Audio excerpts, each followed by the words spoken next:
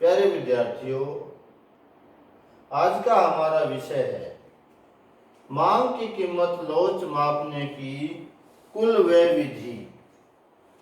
हमने दो विधियां कर ली हैं। सबसे पहले हमने की थी मांग की कीमत लोच मापने की आनुपातिक विधि, जिसका प्रतिपादन डॉक्टर मार्शल ने किया था, जहां उन्होंने कीमत में प्रतिशत परिवर्तन की तुलना और मांग में प्रतिशत परिवर्तन की तुलना की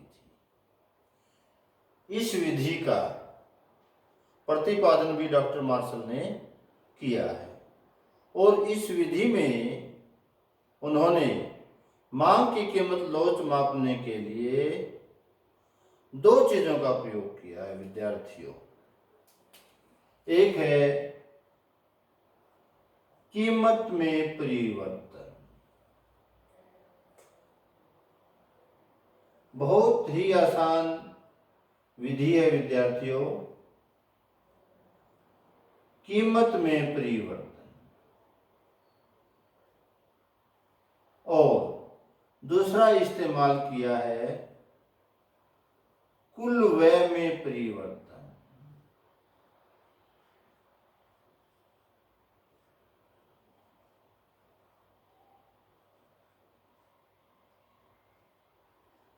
कुल व्यय का विद्यार्थियों आप मतलब समझते होंगे। मान लीजिए किसी वस्तु की कीमत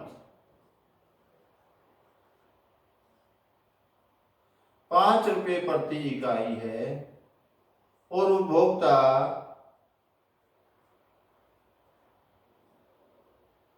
5 वस्तुएं खरीदता है। हमने मान लिया, हम कुछ भी मान सकते हैं, 1 2 3 4 8 10 15, कुछ भी मान लें। जब इन दोनों की गुणा कर देंगे, कीमत की और मांग की गुणा कर देंगे, तो वो आ जाएगा 25 रुपये। यही तो कुल व्यय है प्यारे विद्यार्थियों। अरे भाई, एक कुल्फी 5 रुपये की खरीदी और कुल्फियां हमने 10 खरीदी, तो 50 रुपये हमने खर्च किए। यही तो कुल व्यय है। तो प्यारे विद्यार्थियों, हमने मांग के नियम में पढ़ा था, जब किसी वस्तु की कीमत में परिवर्तन होता है तो उसके खर्च में भी परिवर्तन होता है।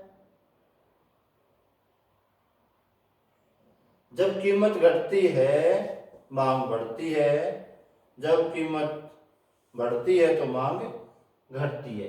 यहां पर डॉक्टर मार्शल ने यह देखने के लिए कि मांग की कीमत लोच कितनी है, इकाई है, इकाई से अधिक है या इकाई से कम है, इसके लिए कीमत में परिवर्तन और कुल व्यय में परिवर्तन, इन दोनों की तुलना की है प्यारे विद्यार्थियों। मान लीजिए, यहां देखिए प्यारे विद्यार्थियों, 3 प्रकार की स्थिति हो सकती है। पहली स्थिति हो सकती है कि वस्तु की कीमत बढ़ जाए। मान लीजिए वस्तु महंगी हो जाए और उसके बावजूद भी कुल व्यय में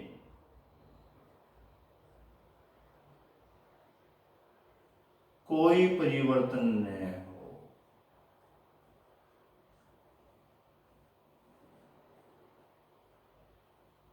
मान लीजिए कीमत बढ़ने से पहले भी उपभोक्ता 10 रुपये खर्च कर रहा था और अब भी 10 रुपये खर्च कर रहा है। अर्थात कीमत बढ़ने से उसके कुल व्यय में ना बढ़ोतरी हुई ना घटोतरी हुई। या कीमत घट जाए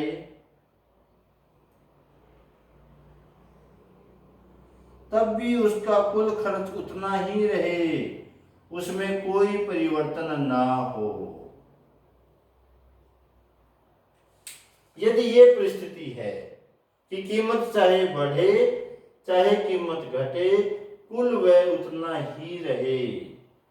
तो प्यारे विद्यार्थियों, ऐसी परिस्थिति में जो मांग की कीमत लॉच है वो एक होती है। कीमत में परिवर्तन का जब कुल व्यय में परिवर्तन पर, कुल व्यय में कोई परिवर्तन होता ही नहीं, इसका अर्थ मांग की कीमत लॉच इकाई है। दूसरी परिस्थिति क्या हो सकती है प्यारे विद्यार्थियों? वस्तु की कीमत बढ़ जाए और कीमत बढ़ने से जो कुल व्यय है, कुल व्यय को लिख लिया है बेटा हम प्यारे विद्यार्थियों हमने टोटल एक्सपेंडिचर। टी का मतलब टोटल, ई का मतलब एक्सपेंडिचर, कुल व्यय। कीमत भी बढ़ गई है और कुल व्यय भी बढ़ गया है। दोनों एक ही दिशा में हैं, या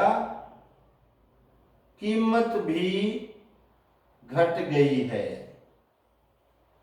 और कीमत घटने के बाद कुल व्यय भी घट गया। अर्थात जिस दिशा में कीमत जाती है उसी दिशा में कुल व्यय भी चला जाता है। कीमत बढ़ती है तो कुल व्यय भी बढ़ता है, कीमत घटती है कुल व्यय भी घट जाता है। ऐसी परिस्थिति में मांग की कीमत लॉच इकाई से कम है। तीसरी परिस्थिति क्या हो सकती है प्यारे विद्यार्थियों? यदि कीमत बढ़ जाए और कुल व्यय भी बढ़ जाए, कुल व्यय घट जाए। कीमत बढ़ जाए और कुल व्यय घट जाए, या कीमत घट जाए और कुल व्यय बढ़ जाए, दोनों विपरीत दिशा में जाते हैं। तो ऐसी परिस्थिति में मांग की कीमत लॉच इकाई से अधिक होगी। प्यारे विद्यार्थियों, अब इसको हम रेखा चित्र से दर्शाएंगे। y अक्ष पर हमने कीमत लिया है, x अक्ष पर हम वस्तु की कुल मांग नहीं लेंगे प्यारे विद्यार्थियों, यहां पर लेंगे हम कुल व्यय।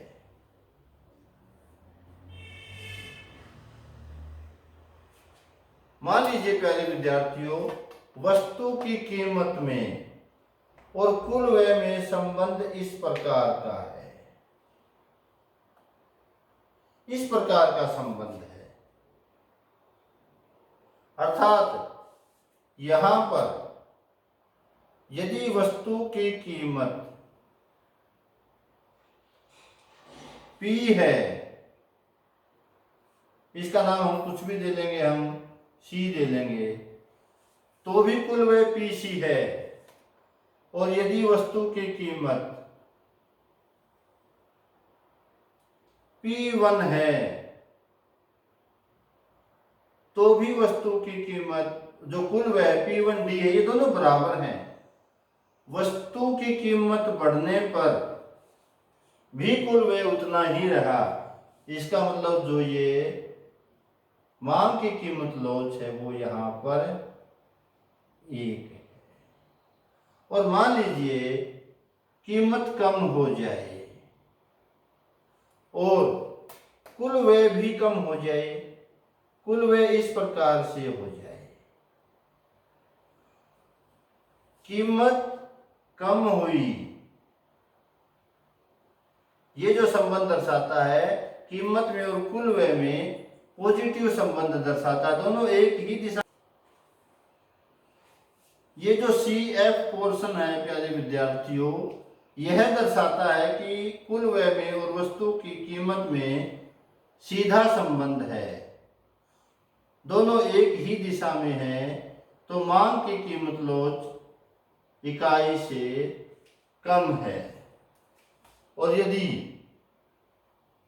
दोनों के बीच विपरीत संबंध है तो यहां पर मांग की कीमत लोच इकाई से अधिक है। Thank you.